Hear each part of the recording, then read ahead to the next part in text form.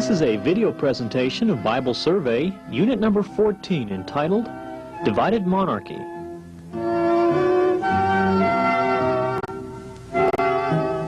For this unit, the student should read pages 262 through 274 and 296 through 298 in the text Erdman's Handbook to the Bible, and in the Bible itself, 1 Kings chapter 12 through 2 Kings chapter 8, and 2 Chronicles chapters 10 through 20.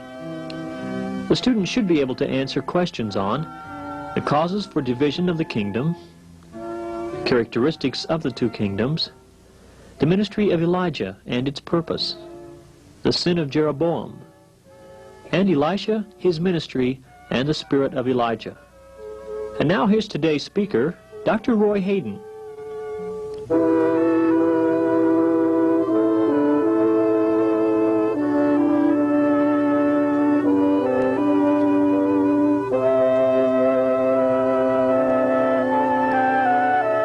Some indication was already given in the last lecture of the breakdown of the kingdom over which David and Solomon reigned. This is even more forcefully brought out when the son of Solomon, Rehoboam, went to Shechem to be crowned king. You may recall that when David became king, he first entered into a contract with the southern tribe of Judah, and then 7 years later he entered into a contract with the northern tribes. This is described in 2 Samuel 5:3. So all the elders of Israel came to the king at Hebron, and David made a covenant with them at Hebron before the Lord. And they anointed David king over Israel.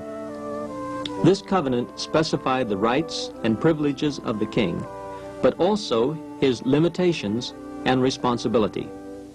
No such covenant seemed to be made at the time of Solomon.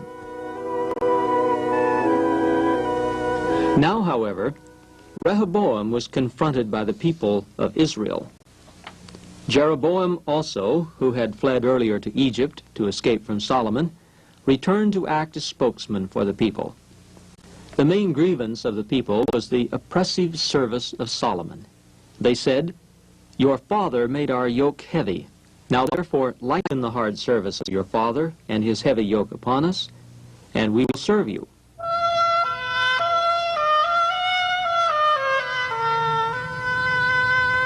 Rehoboam wanted 3 days to consider their request. He consulted with the old men who had counseled Solomon, and they said he should listen to the people. He also consulted with the young men who grew up with him. They suggested a get-tough policy. Unfortunately, he listened to the young men. On the 3rd day, the people returned, and Rehoboam gave them this answer: "My little finger is thicker than my father's loins. And now, whereas my father laid upon you a heavy yoke, I will add to your yoke. My father chastened you with whips, but I will chastise you with scorpions." The scorpion is a type of whip. The people of Israel immediately renounced their relationship with the house of David. They elected Jeroboam as their king. Jeroboam had already been designated king by the prophet Ahijah while Solomon was still alive. It was at that time that Ahijah took a new garment and tore it into 12 pieces. He told Jeroboam to take 10 pieces. "For thus says the Lord, the God of Israel, Behold, I am about to tear the kingdom from the hand of Solomon, and will give you 10 tribes. But he shall have 1 tribe, for the sake of my servant David, and for the sake of Jerusalem, the city which I have chosen out of all the tribes of Israel, because he has forsaken me, and worshipped Ashtoreth, the goddess of the Sidonians, Chemosh, the god of Moab, and Milcom, the god of the Ammonites, and has not walked in my ways, doing what is right in my sight, and keeping my statutes and my ordinances, as David his father did. Yet to his son I will give 1 tribe, that David my servant may always have a lamp before me in Jerusalem, the city where I have chosen to put my name. And I will take you, and you shall reign over all that your soul desires, and you shall be king over Israel. And if you will hearken to all that I command you, and will walk in my ways, and do what is right in my eyes by keeping my statutes and my commandments, as David my servant did, I will be with you, and will build you a sure house, as I built for David, and I will give Israel to you.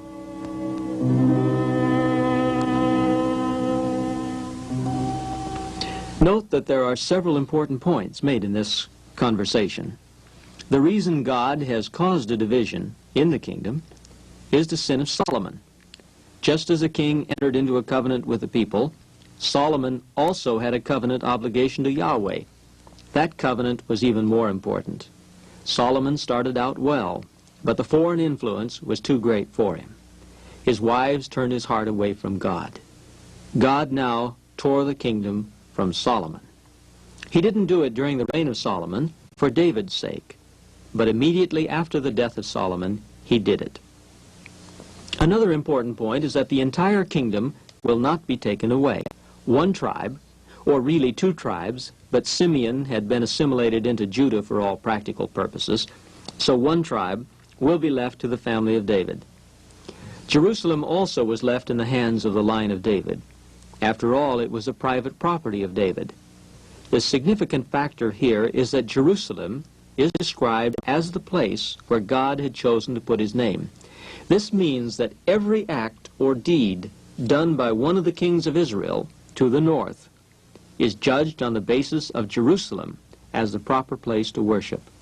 This will become more prominent as we go along, but the student needs to keep this in mind as the text is read. It is relevant, too, to the next point.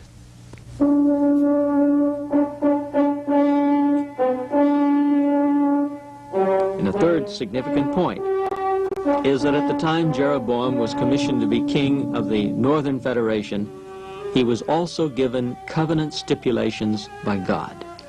If you will hearken to all that I command you, then. Unfortunately, the Northern Kingdom never got off the ground in its spiritual relationship with Yahweh. Immediately after the split, two shrines were established at Bethel in the south, shown here with the remains of a Byzantine church, and at Dan in the north, seen in this picture. Jeroboam set up golden calves at both places. Whether he actually meant these calves to be images of Yahweh, or as merely the seat on which God sat, as the ark was the place for the presence of God in the temple, is not clear. But in any case, it is difficult to have any kind of image and not have the image itself become the center of worship.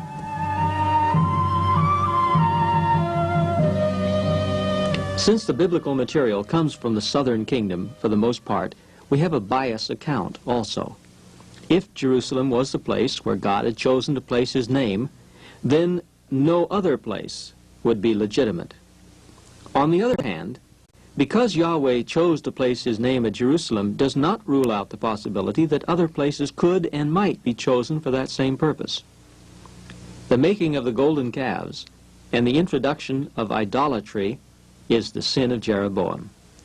The prophets constantly referred to it, and every dynasty in the north followed his practice.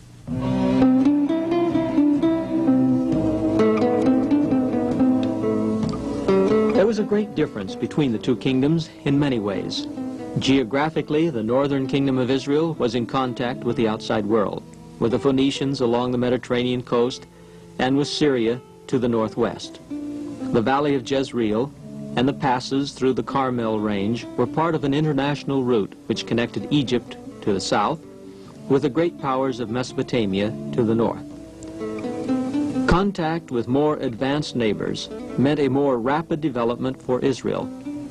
But at the same time, this open contact was a threat politically and religiously. Judah, on the other hand, was more isolated. Most of the cities were in the hill country or areas away from the main routes for travel. Anyone who traveled through Judah did so because they wanted to be in Judah, not because they were on their way elsewhere. Judah did not develop as rapidly politically, and because of the temple at Jerusalem, Judah was more conservative religiously. Politically, the two kingdoms were different. Both had 19 kings, but Israel had 9 different dynasties, and Judah only one. This meant that in the 200-year history of Israel, There were frequent changes in dynasties. Some lasted for many years, others only for days or months. Assassinations were frequent in the north, but with the exception of Athaliah, who killed all her grandchildren and set herself on the throne of Judah, no king was killed by another who wanted to take his place. Some were killed by the people, but a son of the murdered king was placed on the throne. I should clarify that Athaliah missed one of her grandchildren, the baby Joash, saved by his aunt Jehoshaphat.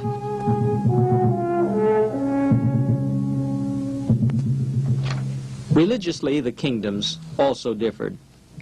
According to the author of the biblical material, no king in Israel ever did what was right in the eyes of the Lord. Some of them carried out commissions from Yahweh, such as Jehu, when the family of Ahab was annihilated, but with the shrines at Bethel and Dan, most kings were automatically branded as idolaters. In Judah, there were good kings and bad kings. A king may not be judged on the basis of his accomplishment as a king, but on his relationship with God.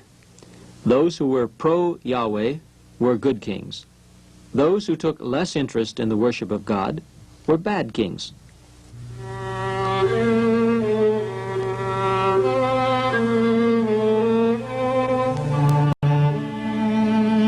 An interesting point was made about the son of Jeroboam. Abijah, the son of Jeroboam, fell sick. Jeroboam told his wife to disguise herself and go to the prophet Ahijah at Shiloh to see what was going to happen to the child. This scene shows all that remains of Shiloh.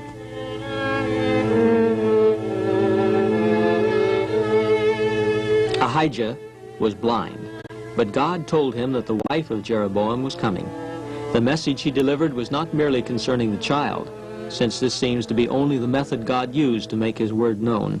The message was, "Because I exalted you from among the people, and made you leader over my people Israel, and tore the kingdom away from the house of David and gave it to you, and yet you have not been like my servant David, who kept my commandments and followed me with all his heart, doing only that which was right in my eyes, but you have done evil above all that were before you, and have gone and made for yourself other gods, and molten images, provoking me to anger, and have cast me behind your back.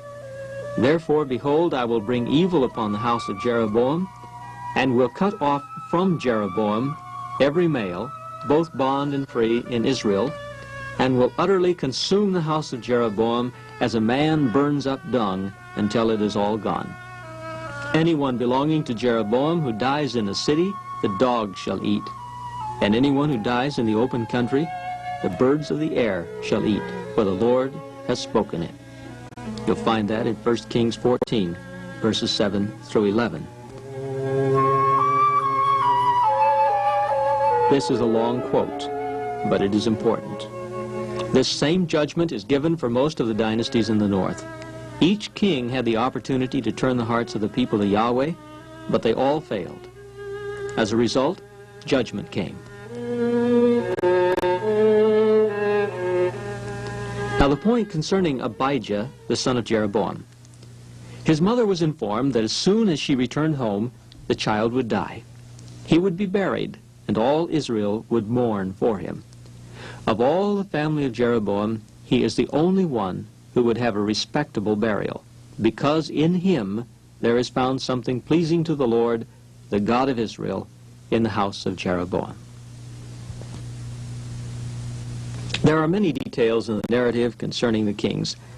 The student should consistently consult the chart on pages 284 of the text for the chronological order of the kings, and the article Unraveling the Chronology of the Kings, pages 269 to 271. It would be useful to you at this time. However, for our purpose, these details will be omitted in the lecture, and the larger themes will be stressed.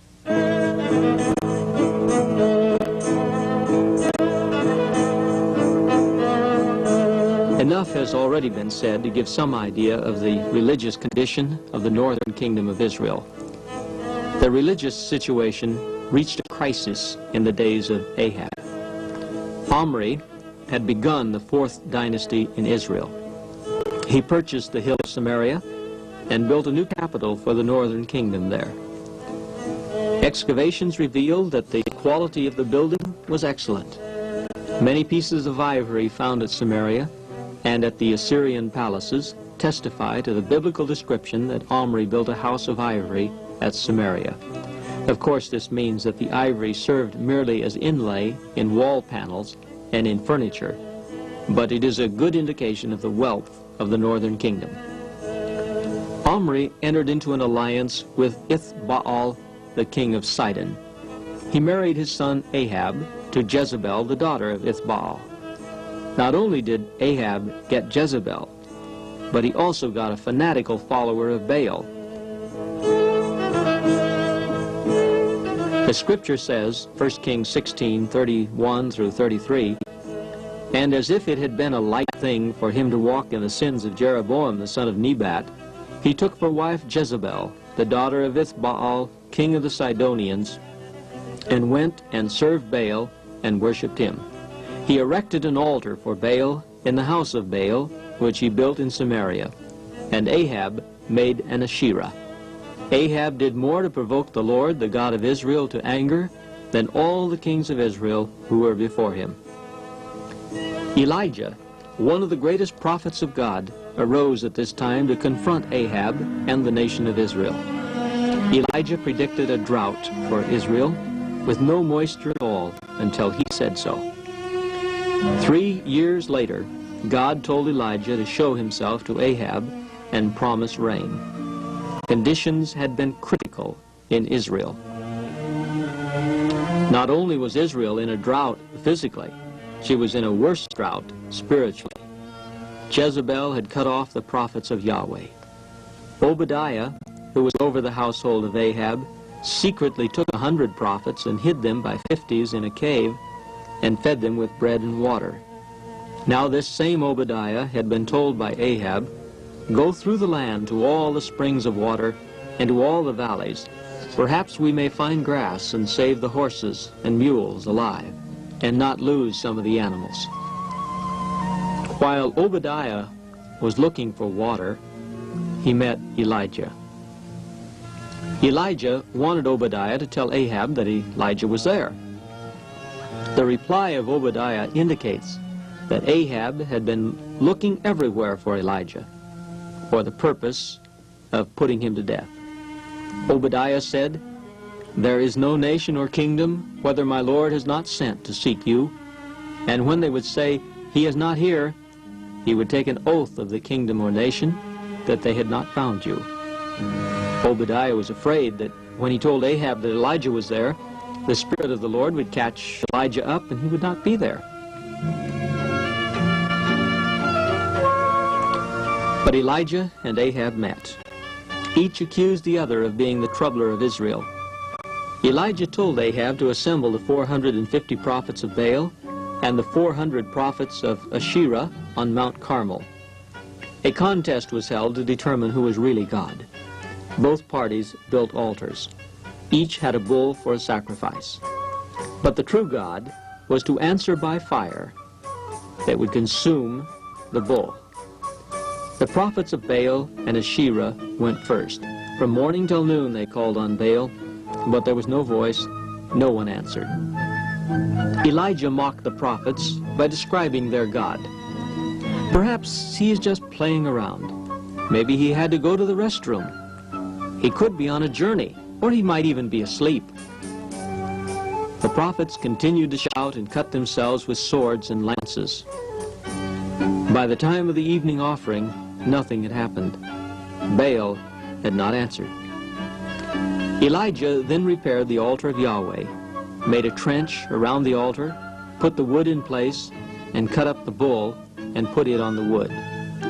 Then, after the trench had been filled with water, he prayed to God. The prayer identified the God of Israel by his historical connection with Abraham, Isaac, and Jacob. This same God had called Elijah as his servant. Now Elijah wanted God to answer, "That this people may know that thou, O Lord, art God, and that thou hast turned their hearts back." The fire fell, the offering, the wood, the stones, and the water were all consumed. The desired result was achieved. The people acknowledged Yahweh as God. Elijah commanded that the prophets of Baal be seized. He brought them down to the brook Kishon and killed them there. Sometimes the question is asked, where did Elijah get all the water if there had been no rain for 3 years? A geological examination of the land of Israel reveals that the country is made up of layers of material. One of these layers is an impervious limestone. Water falling on the surface gradually seeps down to this layer and then runs along the layer until it issues forth in springs. Some of this water takes as long as 5 years to make its way down. Even though no rain falls, the springs may have abundant water. However, because of this delayed process, springs may be low even though the previous year had been very wet.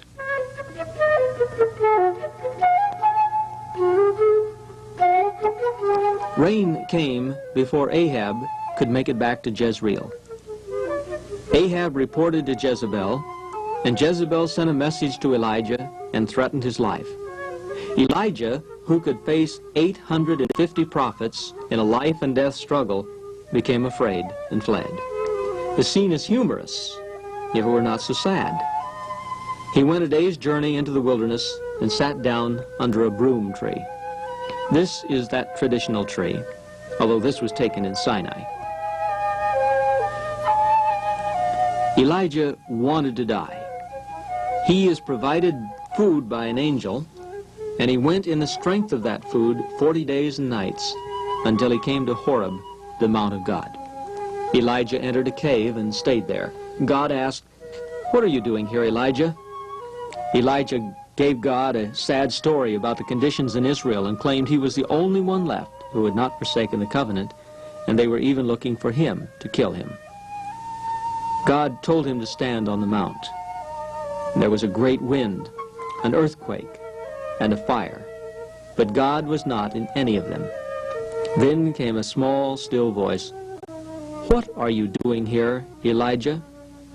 Elijah repeated his sad song.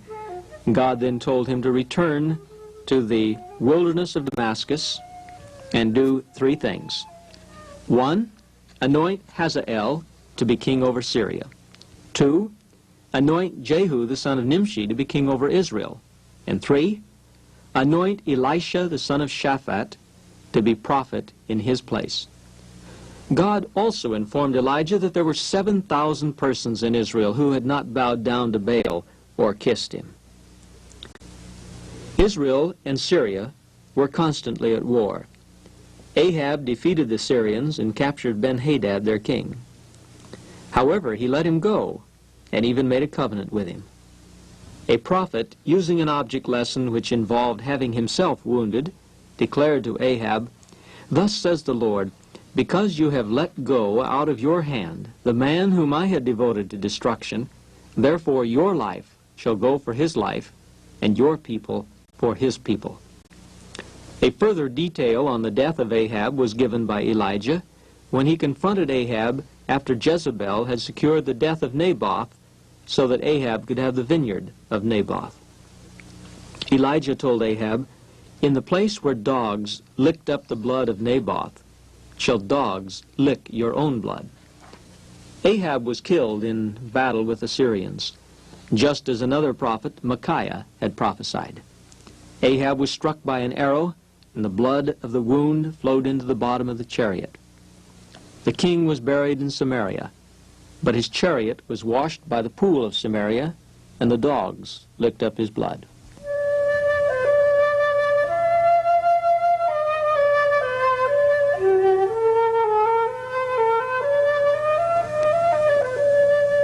When the Lord was about to take Elijah up to heaven by a whirlwind, Elisha asked to inherit a double share of the spirit of Elijah.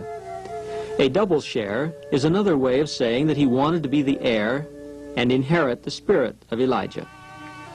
Often this is interpreted to mean that Elisha received twice the spirit that Elijah had. All the miracles are counted, and Elisha is seen to have twice as many. But miracles are not significant. The confrontation of the prophets of Baal on Mount Carmel is greater than most of Elisha's miracles put together. And a person cannot give more than he himself possesses. Elisha wanted the same spirit that Elijah had, and that is what he received. Elisha did perform many miracles. Note that only these two prophets and Moses have been credited with miracles. The only other period when miracles will be in evidence in the Old Testament is in the book of Daniel. They serve a purpose. They confirm the message of the prophets. They are not ends in themselves. A later lecture will deal specifically with miracles.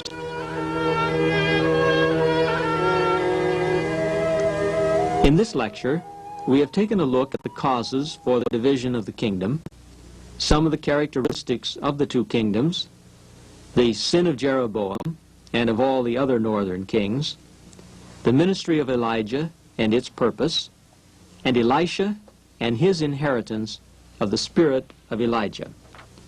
Details of the reigns of individual kings have been left for your own reading and study.